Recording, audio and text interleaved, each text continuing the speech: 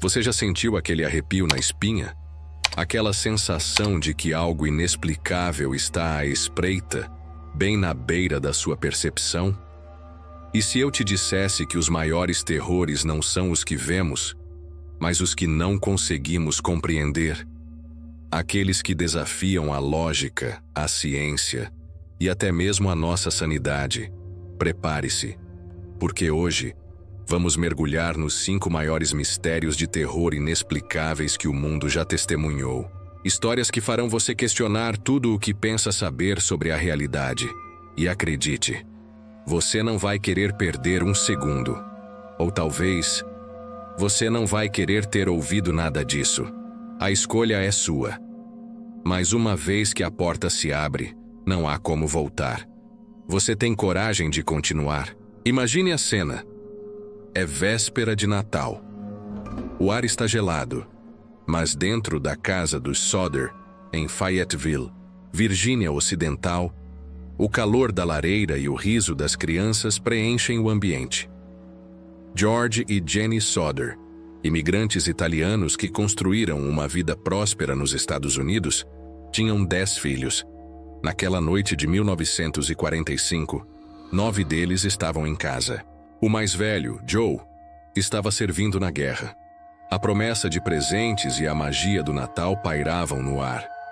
Mas o que começou como uma noite de celebração se transformaria em um pesadelo que assombraria a família por gerações. Um mistério tão frio e inexplicável quanto a neve que caía lá fora. Por volta da 1 da manhã, a senhora Sodder foi acordada pelo telefone. Era uma voz desconhecida. Uma mulher rindo histericamente, perguntando por um número errado. Jenny desligou, mas a estranheza da ligação a deixou inquieta. Ela percebeu que as luzes da casa ainda estavam acesas. Algo incomum. Desceu para desligá-las e viu sua filha Marion, de 17 anos, dormindo no sofá da sala. Ela a acordou e disse para ir para a cama. George, o pai, já estava dormindo. Tudo parecia normal, exceto por aquele telefonema bizarro, mas o normal estava prestes a se desintegrar. Menos de 1 hora depois, Jenny foi despertada novamente, desta vez por um cheiro forte de fumaça. Ela abriu os olhos e viu a fumaça preta e densa invadindo o quarto. O fogo. A casa estava em chamas. George acordou e, em pânico, tentou salvar seus filhos. Ele e Jenny conseguiram sair com 4 das crianças: Marion, George Jr., John e Sylvia. Mas 5 filhos ainda estavam lá dentro. Maurice, 14, Martha, 12, Louis, 9, Jenny, 8 e Betty, 5. O terror tomou conta deles. As chamas lambiam a madeira. O calor era insuportável. E os gritos, se houvesse, foram engolidos pelo rugido do inferno. George tentou desesperadamente usar uma escada que ele sempre guardava ao lado da casa para resgatar os filhos do 2º andar. Mas a escada não estava lá. Ele correu para pegar seus 2 caminhões, que estavam estacionados na propriedade, na esperança de usá-los para alcançar as janelas. Mas, inexplicavelmente, nenhum dos caminhões pegou. Ambos, que funcionavam perfeitamente no dia anterior, agora estavam mortos. O desespero se transformou em agonia. A casa desabou em cinzas, levando consigo, aparentemente, a vida de 5 crianças. Quando os bombeiros finalmente chegaram, horas depois, a casa era apenas um monte fumegante de escombros. A busca pelos corpos começou, mas, para o choque e o horror de George e Jenny, nada foi encontrado. Nenhuma ossada, nenhum fragmento de osso, nenhum dente. Nada. O chefe de polícia local, um homem chamado Morris, rapidamente concluiu que as crianças haviam sido consumidas pelas chamas. Mas como? Como 5 corpos poderiam desaparecer sem deixar o menor vestígio em um incêndio doméstico? George e Jenny se recusaram a aceitar essa explicação. Seus filhos não estavam mortos. Eles estavam desaparecidos. O mistério se aprofundou. Testemunhas começaram a surgir.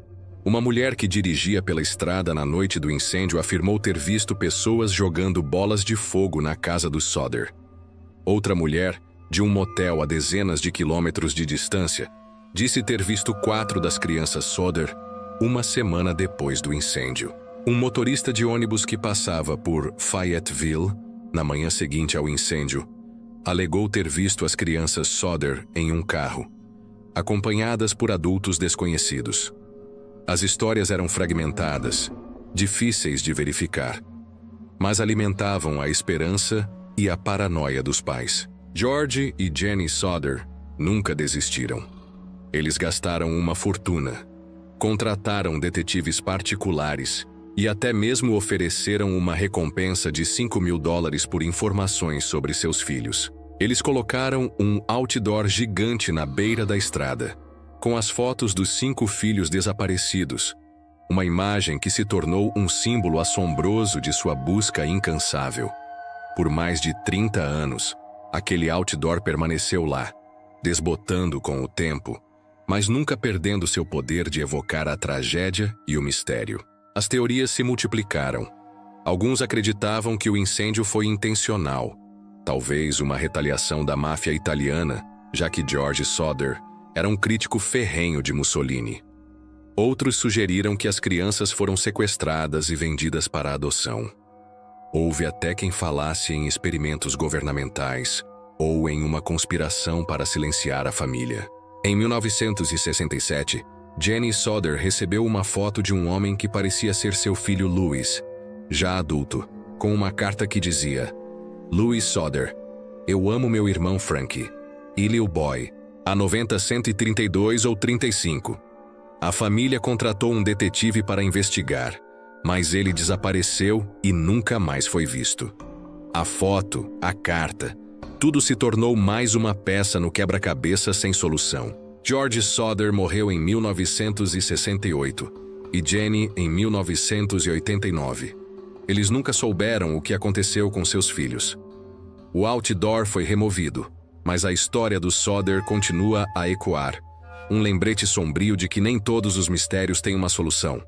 O que aconteceu com Maurice, Martha, Louis, Jenny e Betty? Foram consumidos pelas chamas como as autoridades insistiram? Ou foram levados para um destino desconhecido, vítimas de uma trama sinistra que nunca foi revelada? A verdade, se é que existe, permanece enterrada nas cinzas daquela noite de Natal. Um segredo sussurrado pelo vento na Virgínia Ocidental. Um terror inexplicável que continua a nos assombrar.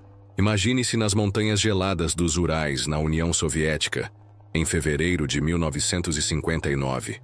9 esquiadores experientes, liderados por Igor Dyatlov, embarcam em uma expedição desafiadora. Jovens, cheios de vida, com um espírito aventureiro que os impulsionava para o desconhecido. Eles eram estudantes e engenheiros, acostumados com o rigor do inverno russo. Mas o que eles encontraram no Kolatsyakl, a Montanha da Morte na língua Mansi, estava além de qualquer desafio que pudessem imaginar. Estava além da compreensão humana. O grupo deveria ter retornado em 12 de fevereiro. Quando não o fizeram, uma equipe de busca foi enviada. O que eles encontraram no dia 26 de fevereiro foi o início de um dos maiores e mais perturbadores mistérios da história. A tenda dos esquiadores estava lá, parcialmente coberta pela neve. Mas algo estava terrivelmente errado. Ela havia sido rasgada por dentro, como se seus ocupantes tivessem fugido em pânico, cortando o tecido para escapar da forma mais rápida possível. Dentro, as botas e os casacos dos esquiadores estavam intactos, abandonados. Era como se tivessem saído correndo para a noite gelada, descalços e sem agasalho, em temperaturas de menos 30 graus. Seguindo as pegadas na neve, que se afastavam da tenda em direção a uma floresta próxima, a equipe de busca encontrou os 2 primeiros corpos, Yuri Krivonichenko e Yuri Doroshenko. Eles estavam perto de uma fogueira improvisada, vestindo apenas roupas íntimas, com as mãos e os pés congelados. A árvore acima deles tinha galhos quebrados, como se tivessem tentado subir para escapar de algo.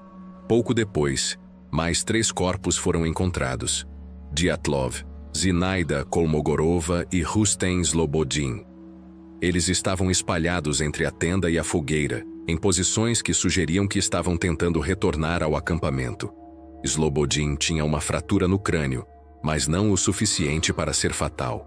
Mas o verdadeiro horror veio 2 meses depois, quando os 4 corpos restantes foram encontrados em uma ravina, enterrados sob metros de neve. Nikolai Thibault-Brignol tinha uma fratura craniana severa. Lyudmila Dubinina e Semyon Zolotaryov tinham costelas quebradas. E o mais perturbador, Lyudmila Dubinina estava sem a língua, os olhos e parte dos lábios. Alexander Kolevatov tinha ferimentos internos graves. Não havia sinais de luta externa, mas os ferimentos eram consistentes com uma força esmagadora, como a de um acidente de carro.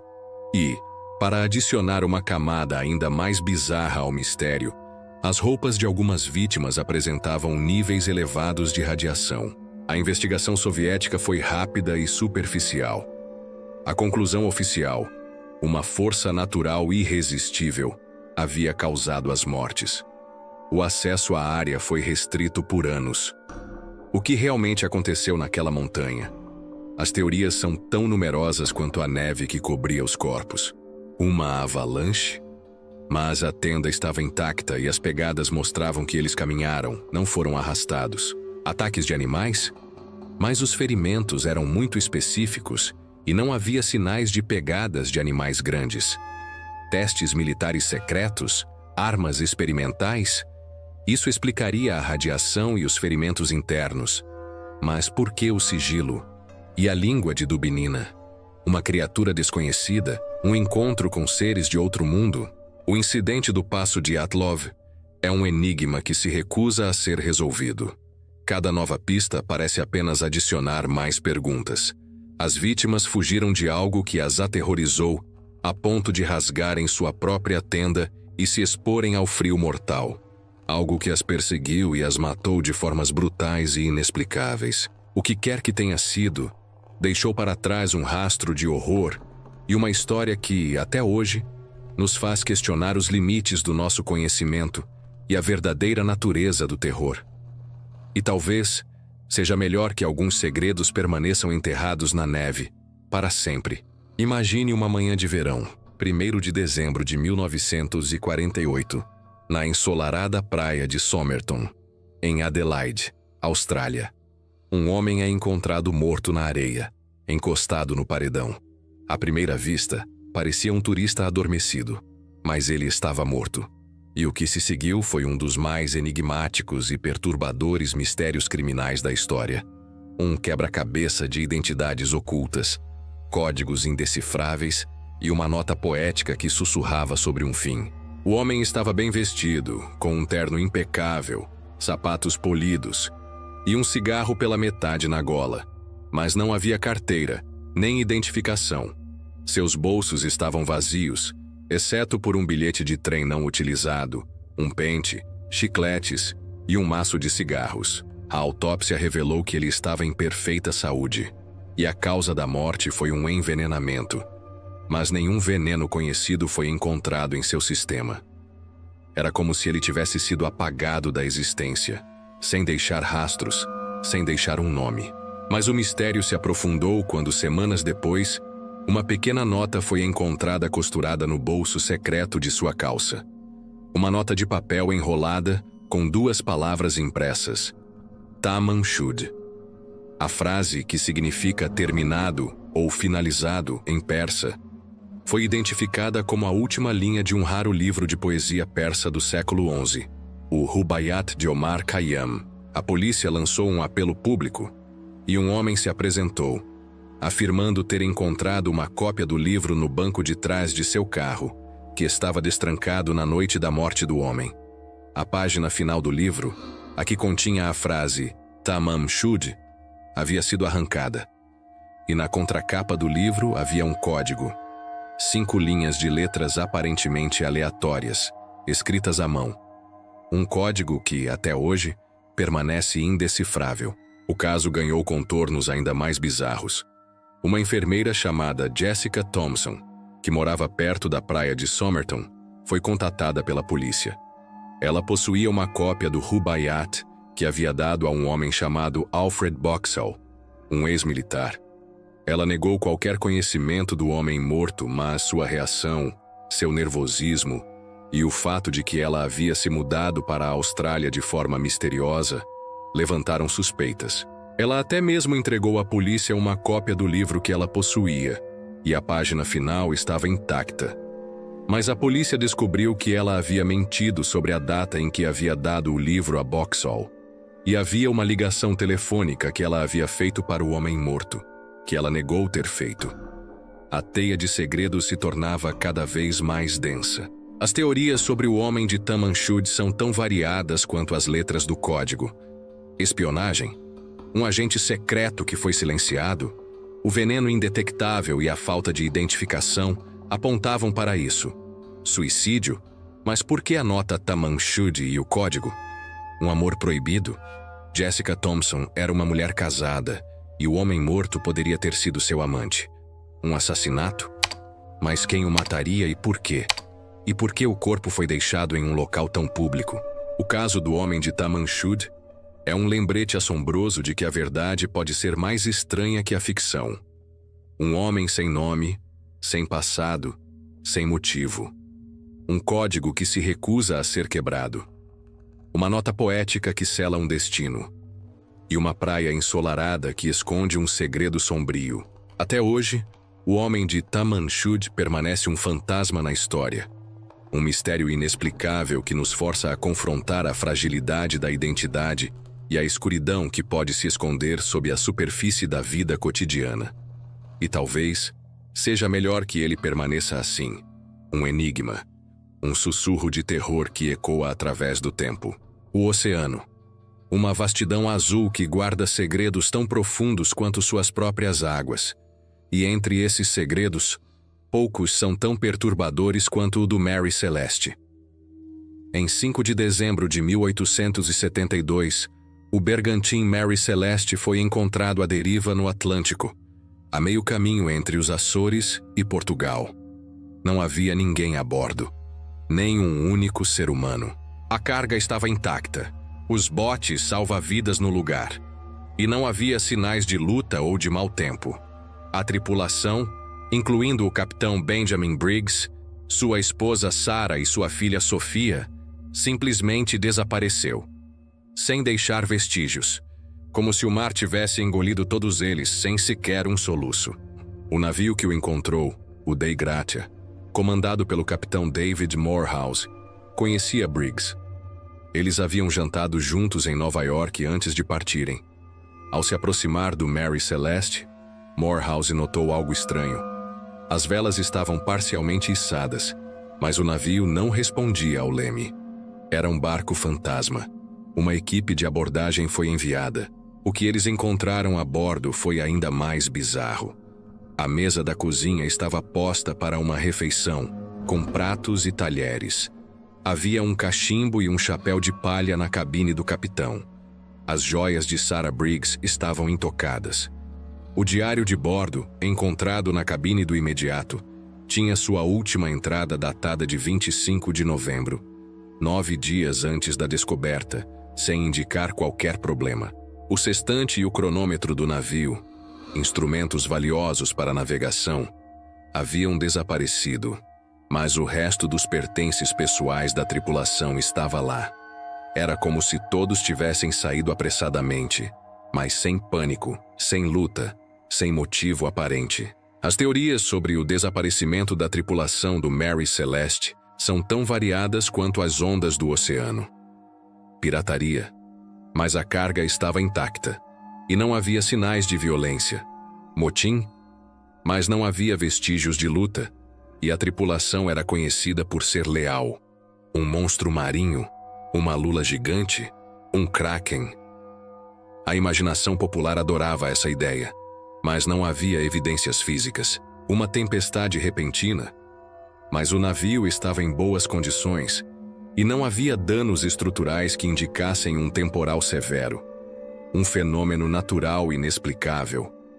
Um vórtice, uma anomalia magnética, um nevoeiro denso que desorientou a todos. A teoria mais aceita, embora ainda especulativa, é a de que a tripulação abandonou o navio devido a algum tipo de emergência.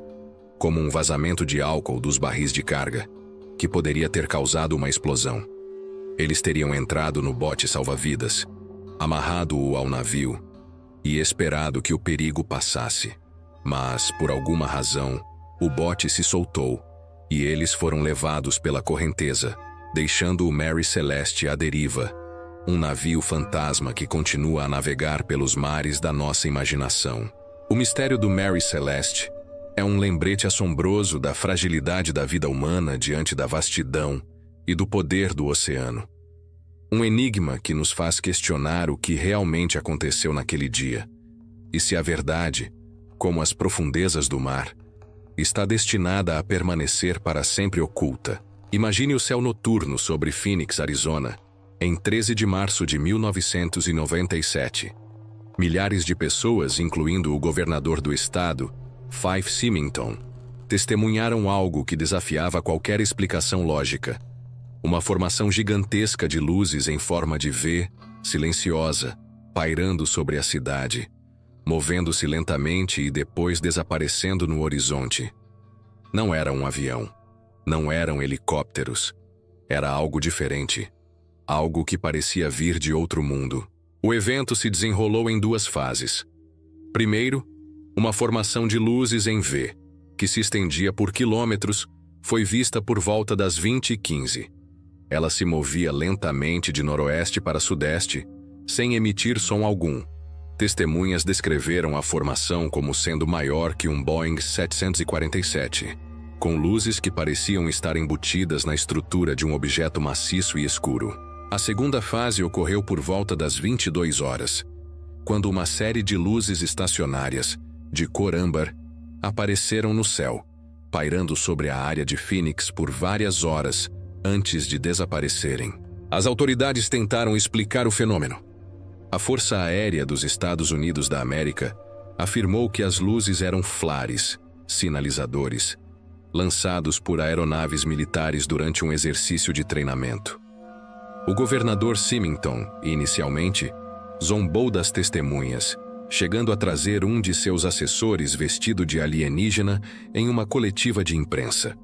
No entanto, anos depois, Symington mudou sua postura, admitindo que ele mesmo havia testemunhado as luzes e que elas não eram flares.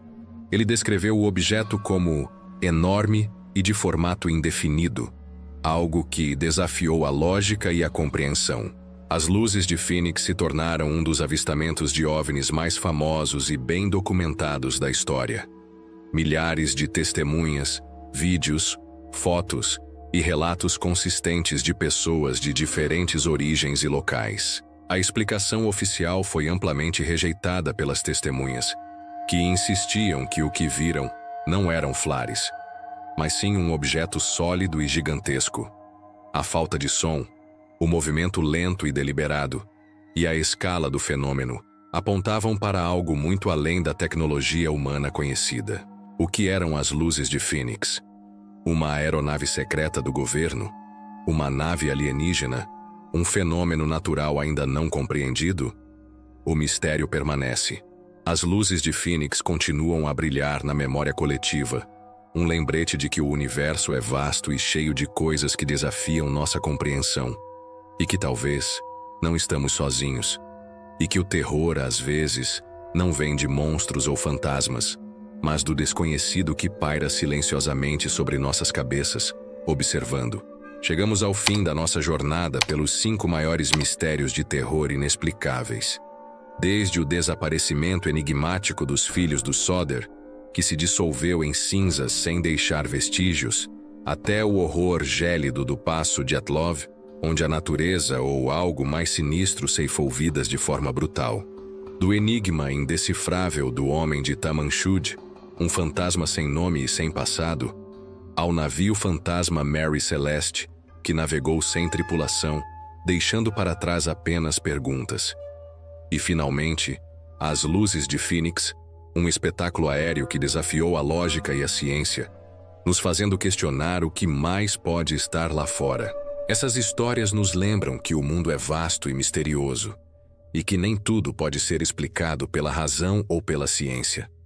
O verdadeiro terror, muitas vezes, reside no desconhecido, naquilo que não conseguimos compreender, na sensação de que há forças além do nosso controle. À espreita nas sombras. Elas nos assombram não apenas pelo que aconteceu, mas pelo que poderia ter acontecido e pelo que ainda pode acontecer. Se você sentiu um arrepio na espinha, se sua mente começou a divagar sobre as possibilidades, então nossa missão foi cumprida. Porque o medo do inexplicável é um dos mais profundos e primordiais medos humanos. E é nesse medo que a verdadeira essência do terror reside. Se você sentiu um arrepio na espinha, se sua mente começou a divagar sobre as possibilidades, então nossa missão foi cumprida. Porque o medo do inexplicável é um dos mais profundos e primordiais medos humanos. E é nesse medo que a verdadeira essência do terror reside.